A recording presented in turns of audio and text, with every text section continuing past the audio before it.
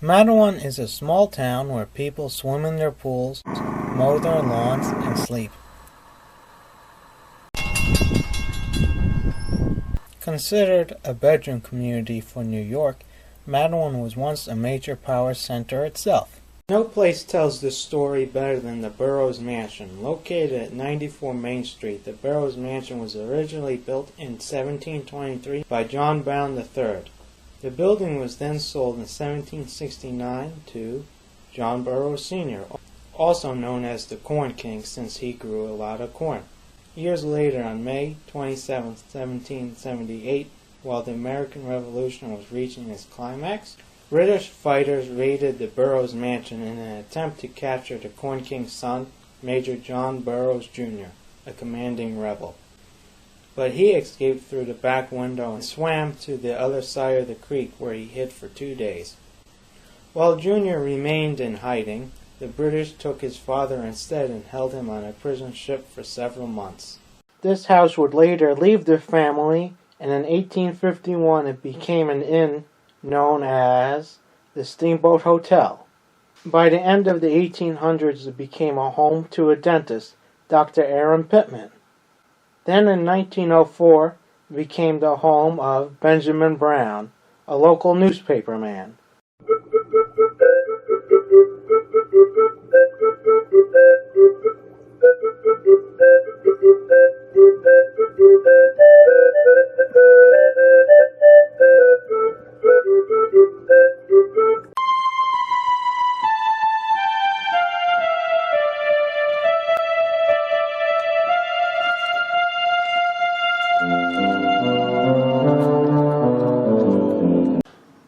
Hi, welcome to the Matawan Historical Society and the Burrowes Mansion Museum. My name is Curtis Reinstead. I'm the president for 2019.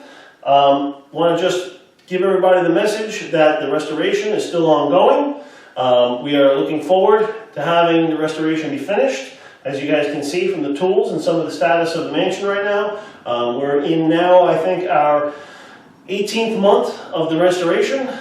It is coming to a close. The new windows, or the original windows, have been restored, have now been put back in. The siding has been done. The outside of the mansion has been painted. The sections of the roof that need replacement have been addressed. And we're in the process of doing all of the last finishing touches. So I hope to see everybody in June for the grand reopening. Welcome.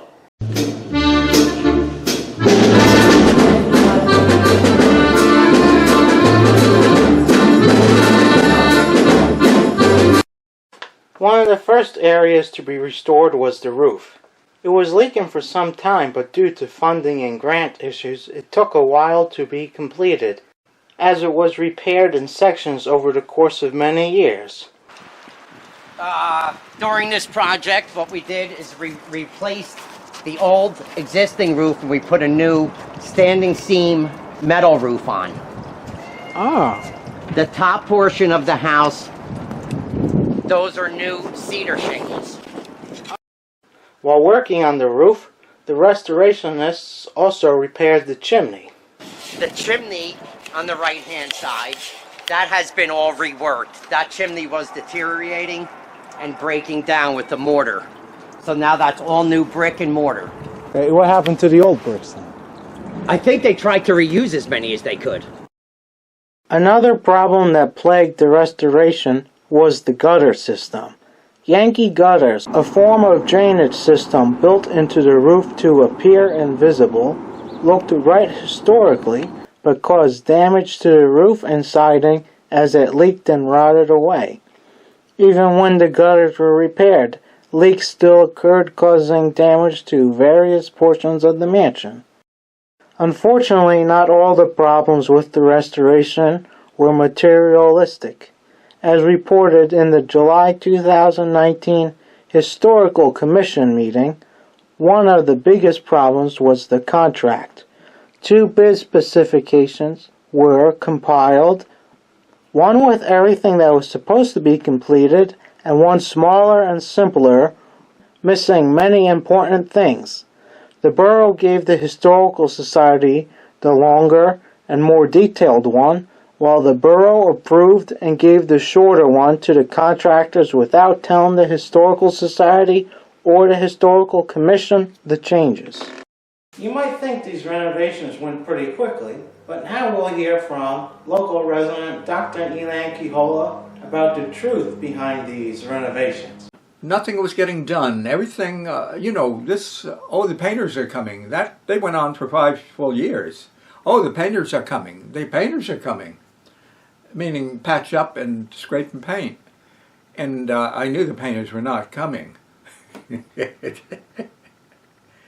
And so I went out there. It was a nice, warmish day. I went out in the rain. I stood across from the mansion for about 2 hours. Walking back and forth and everything, watching how the water on the roof. I was amazed how much water came off the roof, that small roof. Because I know, look at all the buckets, the tubs I have out here, garbage cans that fill up with 1 inch rain. All of them.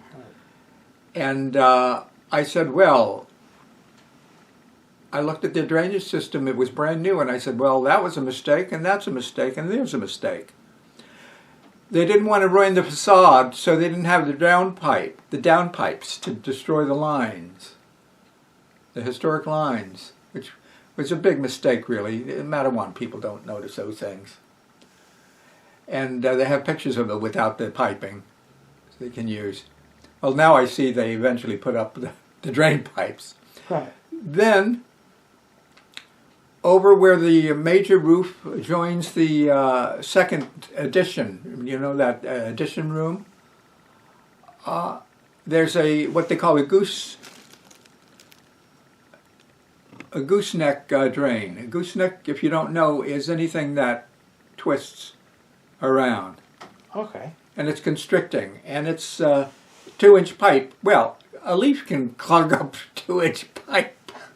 So it just doesn't drain off the roof, and then that which does drain goes right out and gushes against a dead end of a gutter, and it splashes, and it was all going down the wood on the alley side, and it was enough constant that it made a softball-sized hole in the building.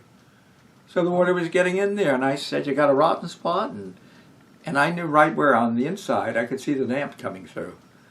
And at least you could have put a piece of plastic up, right, instead of changing everything. Oh, they didn't want to hear anything about it. And I fought with Regina. I said, you got rotten wood. The painters are not going to paint over rotten wood. You have to do something. Oh, we do not have rotten wood. I said, you do. We do not. It went on and on. So I knew she didn't even bother to go out to look at the side of the building. This portion of the house has wood clapboard siding. This house is very weird in that regard, where we have scallop shingles on 2 portions. We have clapboard siding on 1 portion, and then we have standard wood shakes in the rear portion. So this part was also restored, except that this clapboard siding was completely removed. This side of the house, where it has clapboard siding, what we were asked to do was to remove all this clapboard siding. We took it all down, sanded, scraped, primed all 4 sides, the back, front, top, and bottom of it. Put on a weather wrap. It's like a Tyvek product. Insulation on it, insulated the wall as well, and then put the clapboard siding back on. And they restored each of these pieces. Some of these pieces, as you can probably tell from down here, I don't know exactly which 2, but I think these 3 were actually replaced because there was damage. But here's the cool story about it. So the damage that we found was actually not on the exterior. It was not part of the rot or anything like that. The damage was the burns on the inside of the siding. And although we don't have any historical confirmation of such, the stories I've gotten from most of the old-timers was that during the raid here in 1778, there was an attempt by the British to burn down the mansion. Now, a lot of people have told me that story, and they said that they tried to set fire to it because they also had lit all of the belongings inside the mansion, on fire outside here, which is also explains on our new plaque that we had placed there. All of that was burned as a punishment. And the story was that there was at least one British or one Skinner Green that tried to burn it down. And the cool thing is that nobody would have seen that the siding that we had removed had the char marks on the inside only. So I'll show you that as well when we go back to the garage. Yep. Yes. Pretty cool, huh? Yeah. See the burns? Yep. That's on the inside. Why would there be burns only on the inside? Well, presumably when they set the fire, right, if that's exactly what happened, it would have created a vacuum inside the walls. So the flame would have traveled up. And what would have happened is at some point when the house was fixed since, those years, you're talking 250 years ago, somebody probably replaced the siding that was burned on the outside, but didn't realize that there was still some pieces that were only burned on the inside. So it's kind of cool. So to me, I think that corroborates the story. So I'm going to go with it. Again, Okay. not historical fact, but most things in history are not historical fact. Most things are based on what we learn and what stories have been passed down. Because none of us were obviously there, and there was obviously no video of it. Don't adjust your TV set. We'll be right back after these messages.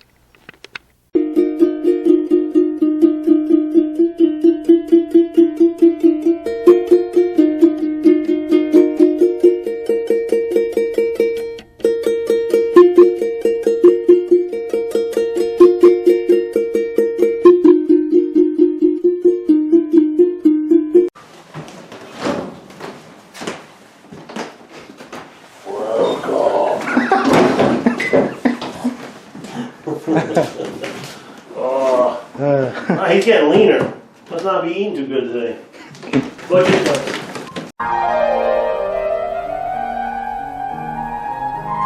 We are now entering the lower rear portion of the Burrowes Mansion's main floor.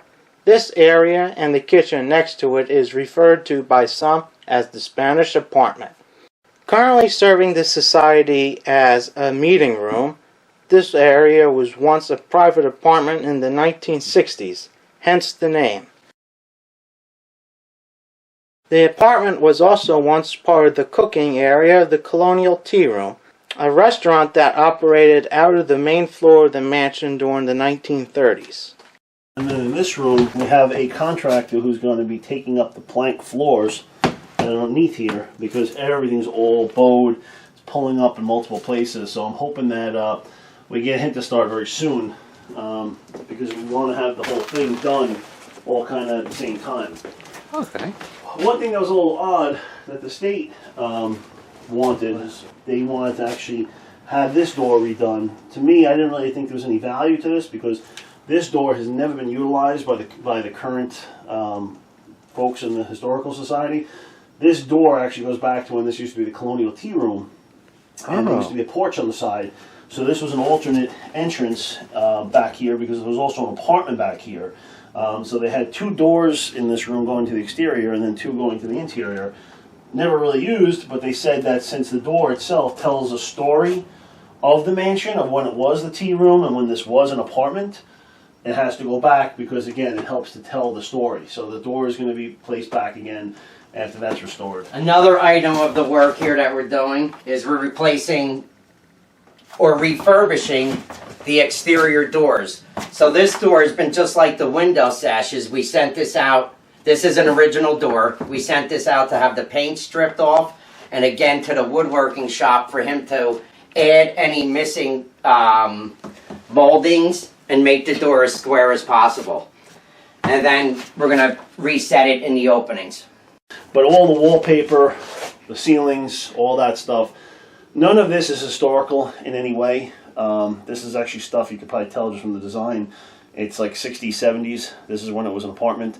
There's no historical value to this. So what we're looking to do is once the floor is done, we're going to see if we can have the the rest of it, maybe some colonial panels, like raised panel walls, or maybe some new wallpaper to wrap around, and of course the ceiling has completely been destroyed at this point because of the water damage. What's caused the water damage? Well, the roof has been in bad shape for years, Oh. And now, President Curtis will discuss his grand ideas for the Spanish apartment.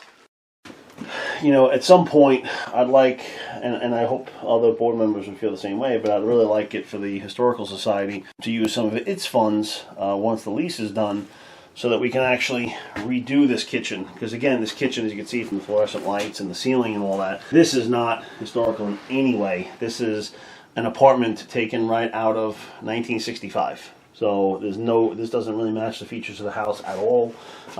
What I think would be the most logical would be to take down this partition entirely, Right. have this all open, have all of this as part of, the kitchen. It would just make it a lot better functioning. It would make it a lot nicer.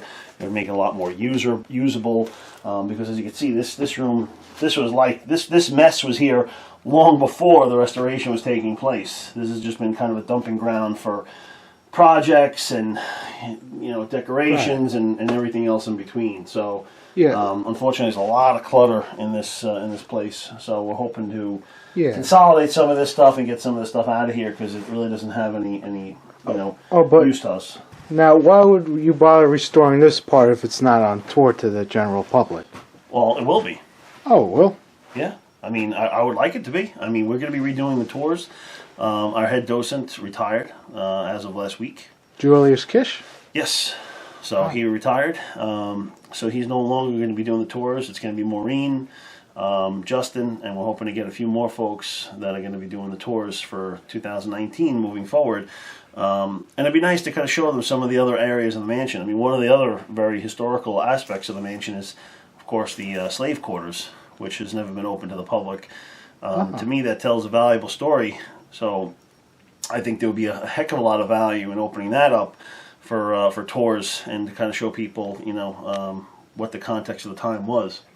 So, but I'd like to open up more of the mansion. I think it would be nicer to get a lot more of the mess consolidated, have it organized differently. But it takes time, money, and volunteers, all of which are hot commodities. While cleaning out the kitchen, President Curtis discovered a little door in the wall that turned out to be a go-between for the colonial tea house. It was used to transport food from the kitchen to the front, where the servers would grab it and bring it to the patrons. The new security system.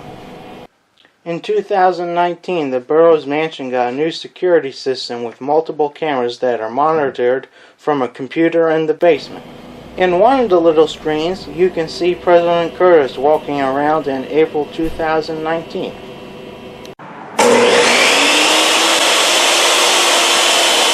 This current restoration project was not the only renovation that occurred at the Burrowes Mansion. There was one in the 1970s when this mansion ceased being a residential home and became a museum. Another renovation was done in 1992, where the exterior was repainted and a new roof was put on.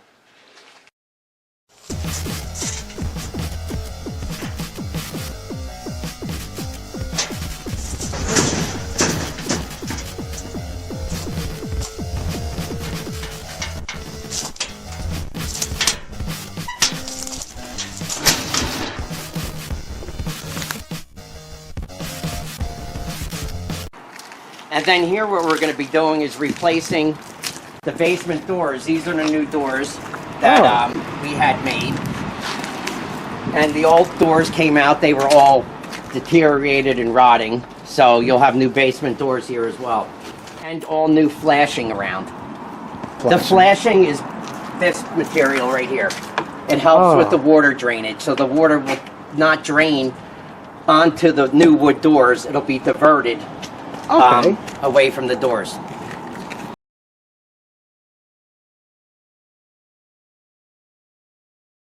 Jugs, Prohibition. You see, this would have been for storage right here. This probably would have been a wine cellar right here. You see the way it's like set up like that? That's the knob and tube electric. Lots to do. Alrighty, let's get out of here before I back this out.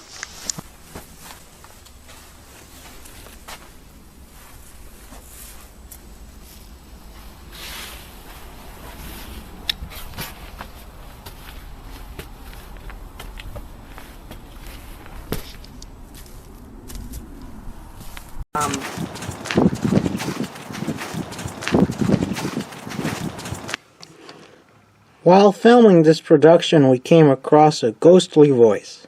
Basement doors have been... Oh, yeah, there you go. Here it is, played louder so you can hear it better.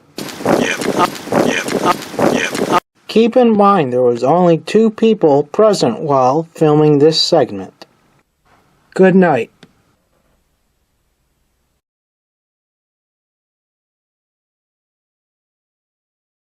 What do you think of history? I think it's great. I like history. It's very good and interesting, and about the past and what happened and how we got here, and who invented stuff. And Have you ever been to Matawan, New Jersey? yes, yeah, a couple times. It's nice. Matawan's a nice town. Oh, good. I was there like 2-3 times. Oh, okay. Have you ever been to the Burrowes Mansion before? I was there once, many years ago. What were you doing there for? I was there for a ghost hunter thing, I think in 2007. Ah. We were investigating it and everything. What do you think about the current renovations going to it? I'm really pleased with it. It's coming along really well. And that will make the museum, once again, a showpiece and cornerstone of Matawan. I hope everything goes well. I hope they can get it fixed tomorrow or later this week. Change the channel.